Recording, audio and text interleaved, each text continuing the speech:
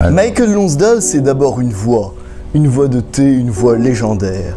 Michael Lonsdale, c'est aussi 1001 rôles mémorables au théâtre et au cinéma dans plus de 200 films, de l'abominable Dr Drax, de Moonraker à Frère Luke, de Des Hommes et des Dieux. Mais Michael Lonsdale, c'est aussi une barbe, la barbe du père, la barbe du sage, la barbe du voyant, la barbe du prophète. Et derrière cette barbe, un visage poupin, le regard bleu profond d'un éternel gamin des rues qui aura poussé comme une fleur sauvage quelque part sur les trottoirs de Londres et de Casablanca et qui aura fait du théâtre, et on pourrait dire la phrase de Michel Simon, pour retrouver la fraîcheur de l'enfance. Alors Michael Lonsdale, qui a tout vu, tout connu, voyagé partout, travaillé avec les plus grands et les noms donnent le vertige, d'Orson Welles à Buñuel, de Spielberg à Duras, va nous parler ce soir sans aucun art oratoire, sans aucun effet de manche, sans aucun mot superflu ou effet rhétorique. Va nous parler simplement de la beauté, de la religion, de l'amour, de Dieu, autour d'un livre qui vient de paraître et dont qu'Antoine va nous présenter. Sur la voie de la beauté et de l'amour, un recueil d'entretiens qui est paru aux merveilleuses éditions chrétiennes Pierre Tecky. Des entretiens croisés donc entre Michael Lonsdale, le cardinal Paul Poupart et Anne Facerias, qui nous fait le plaisir d'être parmi nous ce soir.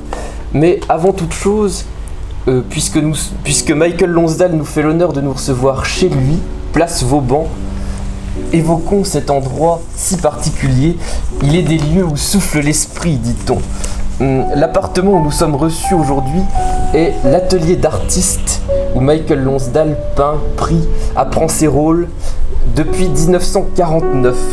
Vous avez eu ici dans cet immeuble des voisins illustres, et ici aussi dans cet appartement vous avez joué dans une des scènes d'un film de Truffaut. Oui. Oui, c'est lequel? Baiser volé en 1968. Ah, oui, bien sûr. C'était dans cette pièce même? Même, oui, qui venait d'être peinte. Et je me suis dit, ça y est, ils vont tout me saccager. Pas du tout. Tabar parle. Ils sont en train de parler de Hitler. Ah oui, oui. Nous l'avions noté. Et monsieur Tabar trouve la réflexion très intelligente. Oh, mais c'était un petit peintre irrégulier, ou je sais pas quoi, une phrase comme ça. Ce n'était pas un peintre en bâtiment. Ah bon, il dit? Mais un peintre paysagiste. Ah bon, il a dit ça. Très bien, c'est la... Qu'est-ce qu'il faut faire? Il faut cacher mon nom, réellement. Très bien. Mon rhabillage. Je ne vais pas te voir. Vous avez raconté que vous n'étiez jamais rentré dans les ordres, ce que vous auriez pu finalement, mais presque pour une histoire d'horaire, car vous étiez un couche-tard et le rythme très matinal des moines ne vous convenait pas. Oh non, j'ai pas pu dire des bêtises comme ça. on a retrouvé ça. Oui, peut-être un jour où j'étais pas trop... Oui, non, j'écoutais à la radio tellement de chants des monastères qui me bouleversaient. C'était tellement beau, c'est encore très beau. En tout cas, il est beaucoup question de votre cheminement religieux et spirituel sur la voie de la beauté et de l'amour. Et on s'aperçoit que vous avez beaucoup en commun avec le cardinal Poupart.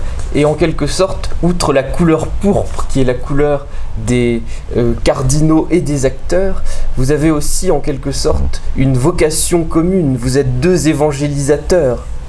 Et une date de naissance. Mais ça, c'est des années après, ça, c'est 20 ans, 30 ans après. Ah, bien sûr, oui, c'est un retour sur votre... Oui. La diaconie de la beauté, c'est quelque chose de très récent dans ma vie. Oui. Voilà. Mais... qu'est-ce que je peux vous dire, vous? Et vous dites à propos de la foi, l'incrédulité, c'est bien l'incrédulité qui mine ce milieu d'artistes. Pendant des années, on n'osait pas dire notre foi. Et est-ce que le fait d'avoir la foi a pu poser problème dans la grande famille des artistes? Oh, sûrement pas. Sûrement pas? Au contraire, parce que les gens comme Claudel, plein de gens croyants, J'ai travaillé pour eux à la radio, tout ça. Et donc, j'ai travaillé avec des croyants et des non-croyants. Vous écrivez d'ailleurs dans votre livre, les artistes que j'ai connus avaient de Dieu parfois une vision trop lointaine. Oui. Ils ne savaient pas très bien parce qu'ils ont eu affaire souvent à ce qui s'était mal passé dans l'église.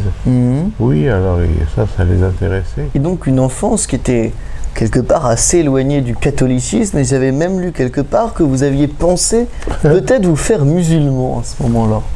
Non. Oui, j'ai connu un comédien qui tournait un film, et version anglaise, arabe, enfin marocaine, et version française, avec Cazares. Vous avez donc connu ce musulman et vous avez commencé alors c'est ça. Alors le soir, on allait au café où on jouait à petit vin blanc qui me donne la tendresse.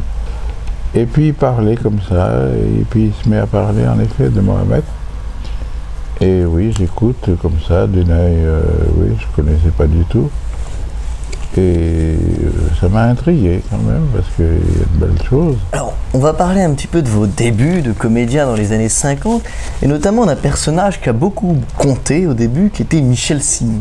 Et vous disiez sur Michel Simon que c'était un modèle absolu de liberté, et de la liberté. Oui. Alors c'est assez étonnant, parce qu'on a plutôt l'image d'un Michel Simon, plus un modèle de libertinage que de liberté parfois. Il y a de tout avec lui.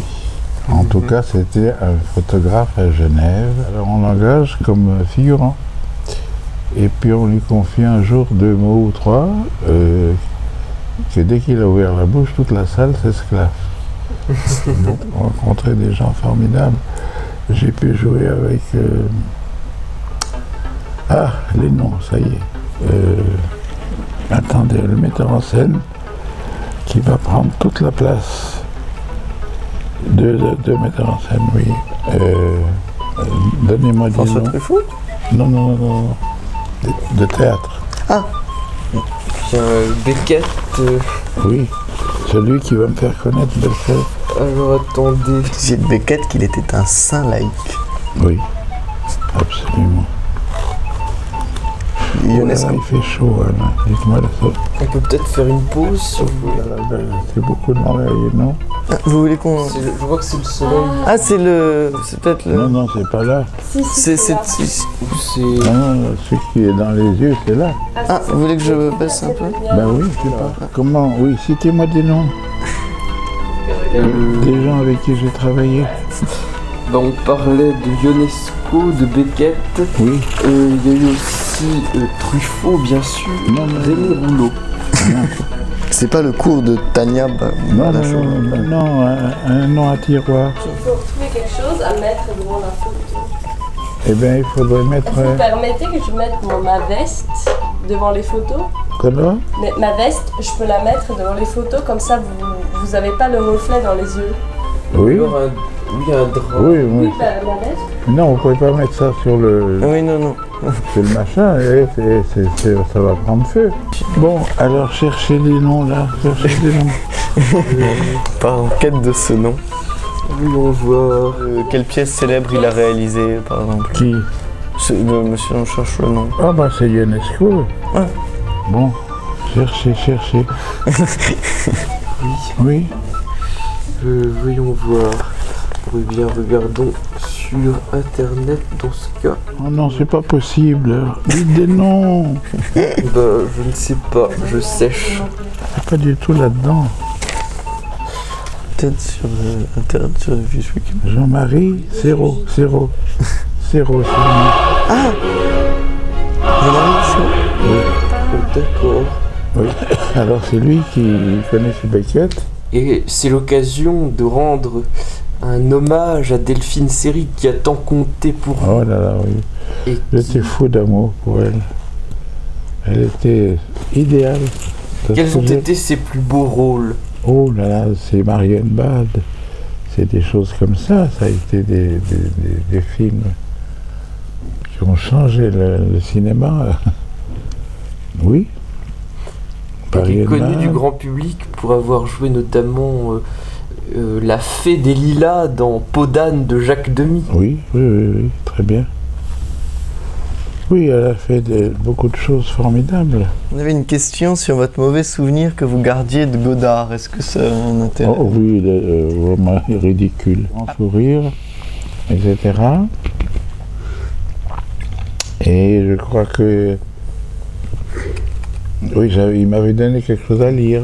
Alors il m'a dit, alors qu'est-ce que c'est? J'ai dit, écoutez, je comprends rien. Il m'a dit, moi non plus. Il m'a dit, mais vous avez lu? J'ai dit, oui, c'est ce que vous m'avez demandé. Enfin, on ne s'entendait pas du tout, quoi. Alors j'ai pris mon courage à deux mains, j'ai écouté. Je trouve que le truc est incompréhensible. Et bien il dit, moi aussi, je ne sais pas ce que je vais faire. Étrange dialogue. Oui, parce qu'il m'a dit, vous avez lu d'un reproche, je vais dire, oh la barbe.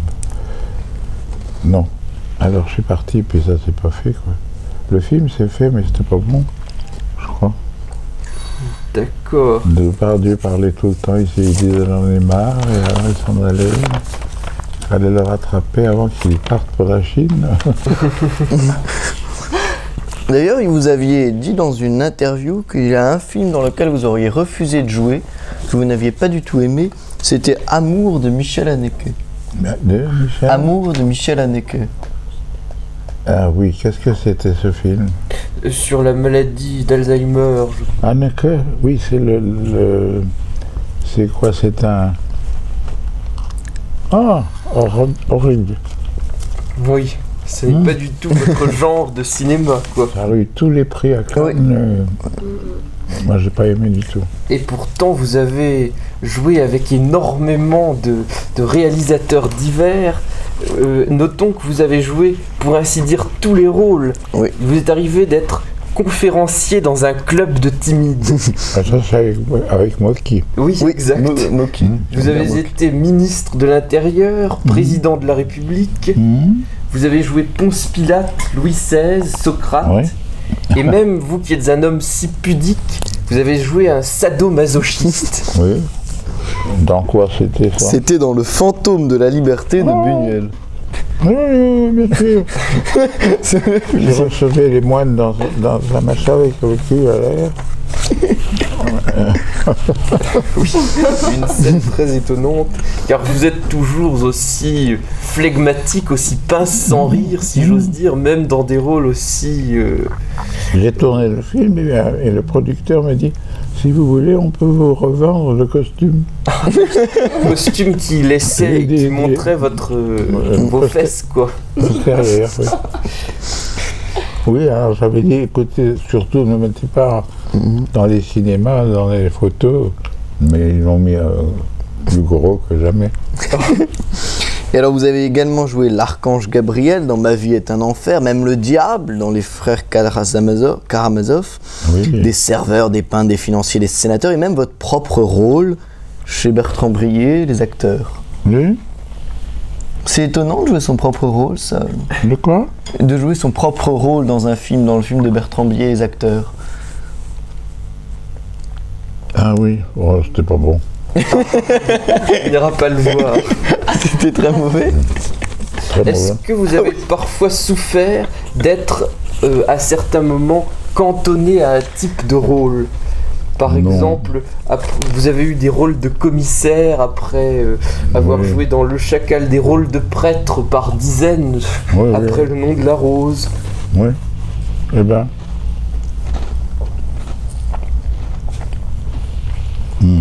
Ça ne vous a jamais, je dirais, vous n'en avez pas souffert malgré tout. Vous avez Mais toujours non, su il vous renouveler. y en avait qui étaient très bien.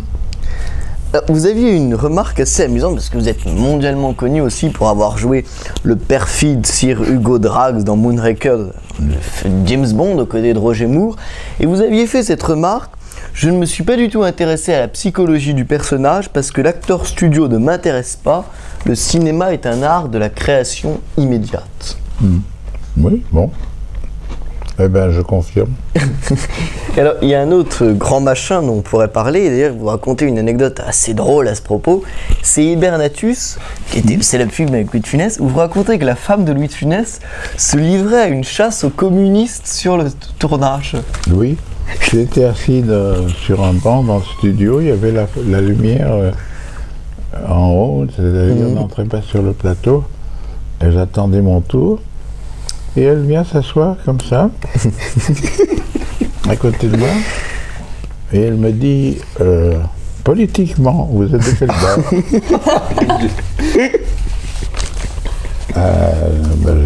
Je cherchais. Oui, je dis, je suis d'extrême centre.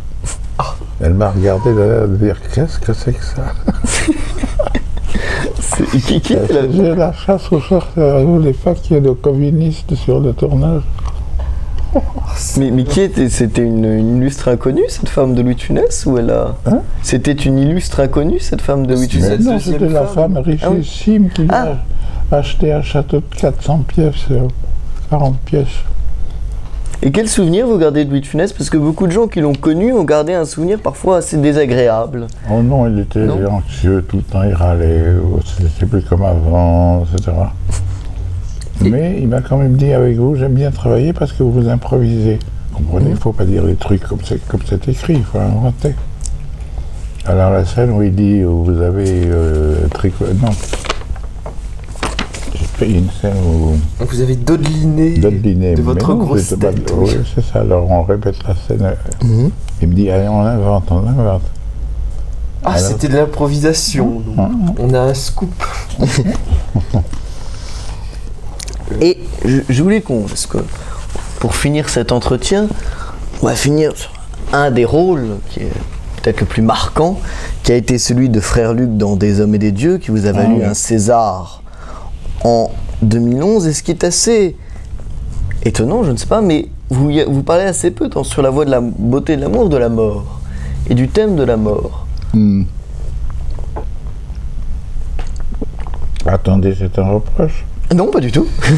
C'est une question. Mais on peut se demander si jouer le rôle du frère Luc a beaucoup joué sur votre vision de la mort. Oh là là, ça a été mais quelque chose d'incroyable. Je croyais que c'était lui qui parlait quand je jouais. D'ailleurs, il y a aussi beaucoup d'improvisation dans ce film. Il y a cette scène, capitale. Du début où, en arrivant pour le jouer, Xavier me dit « Oh, je suis pas content de ce qu'on a écrit, tu pourrais pas improviser ?» Je dis « Tu sais, je peux toujours essayer, mais je te garantis rien. » Qu'est-ce qu'il faut faire? Il faut simplement rassurer la petite que son père taraude pour qu'elle se marie. Et elle ne sait pas comment, elle ne sait pas quoi faire, etc. Alors on parle un peu de choses et d'autres, puis elle me dit, et toi, est-ce que tu as aimé? Alors je réponds, oui, 2 femmes, et puis après, c'était un amour plus fort, et c'était de devenir prêtre. J'avais l'impression que c'était lui qui parlait. Et vous, que certains pourraient avoir l'idée de comparer à un saint ou à un bienheureux, est-ce que vous auriez pu, ou est-ce que vous avez quelque chose d'un martyr?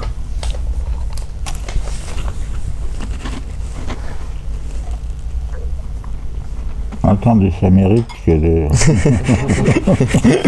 mérite réflexion. Quoi? Répétez? Oui,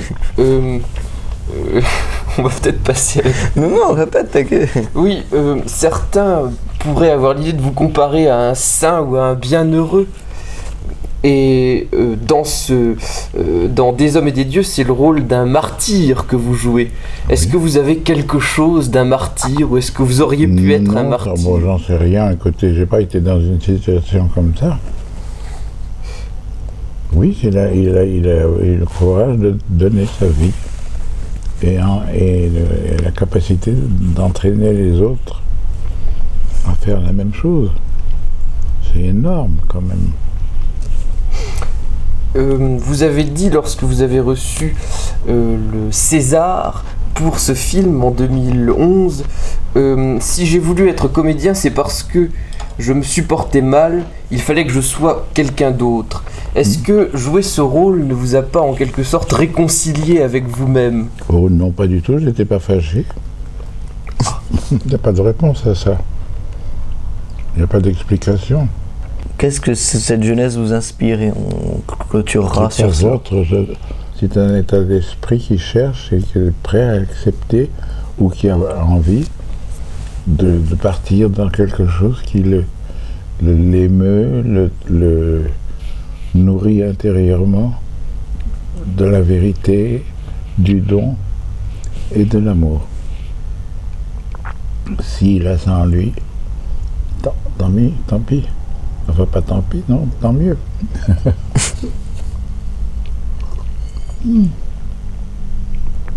Et vous avez le moindre moment où tout d'un coup, quelque chose en vous s'éclaire, devient troublant parce que on ne sait pas ce que c'est. Mais en tout cas, c'est une paix, un moment où tellement ce qui l'entourage, les sons, tout et la lumière et devient comme transposé en beauté. Parce que ça dure un moment, mais je crois que c'est ça ce que le Père demande à ces êtres humains qu'il aime et dont il a la charge.